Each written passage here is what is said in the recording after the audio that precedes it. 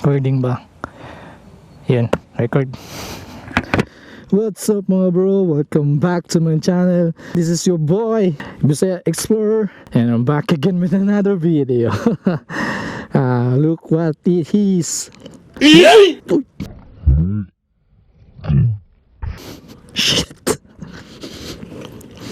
Look what is here.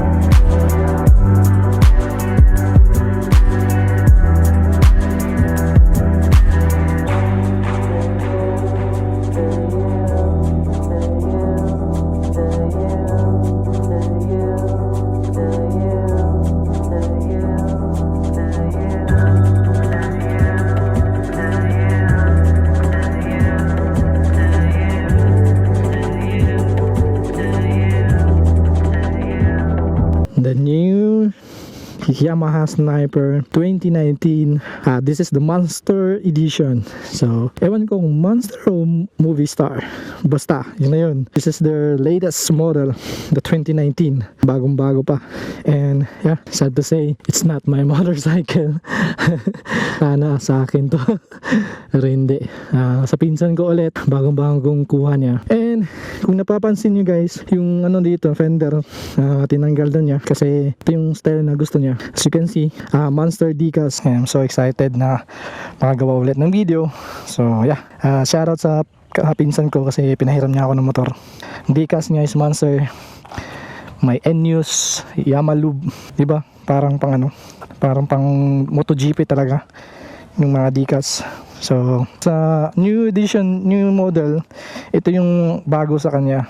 Yung meron siyang tatlong, so kita nyo naman, different looks. Medyo maangas na yung forma niya. And as you can see also, may bago siyang ano features, itong kill switch, engine kill switch, which is usually makikita lang natin to sa mga big bike, pero dito sa Sniper 150 nilagay nila, may kill switch na. And ang pinakabago din is yung full LED digital panel.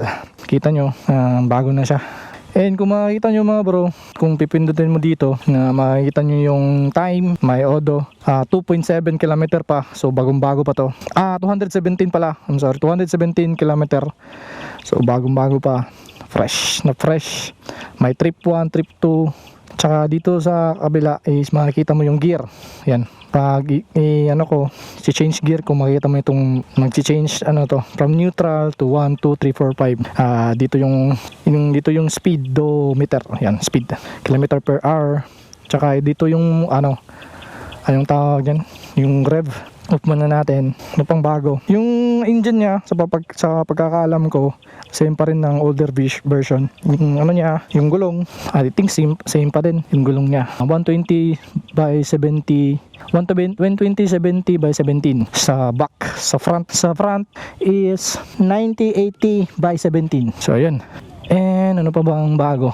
Ito bang latest? Yun, ito pa pala yung bago niya mga bro, is mayroon siyang hazard. So mayroon siyang hazard dito. Hazard yan, kita nyo, may hazard na siya. So ano pa ba? Tsaka dito may pass na yung ilaw. Basta pass. Yung ilaw, yan kita nyo, napaka-importante na to, lalo na pag nagsisignal ka na dadaan ka, kunwari crossing. So napaka-useful nito, fast.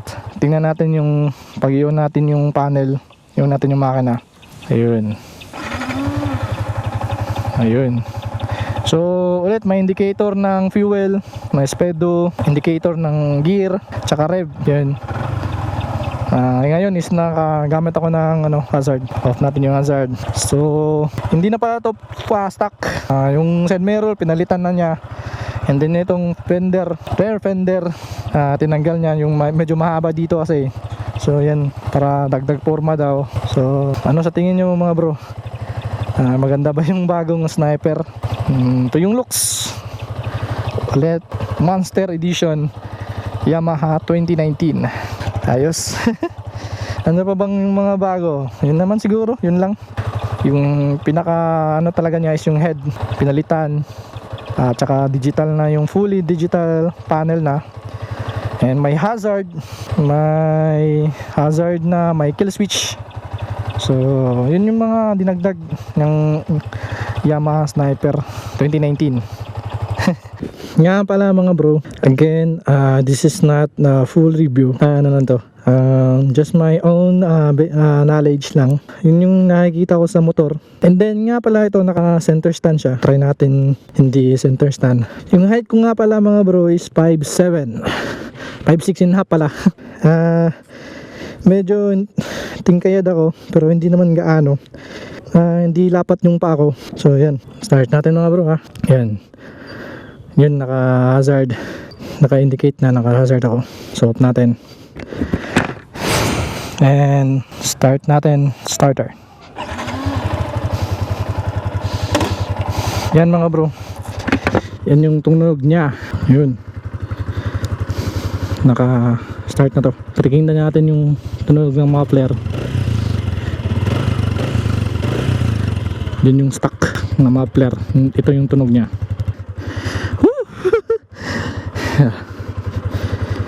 Yan, dito ko lang yan yung vlog mga bro. I hope na nagustuhan nyo yung review natin, kahit na hindi ako expert pagdating sa review ng motor. So yeah, kita nyo yung LED, angas tingnan. I-high natin.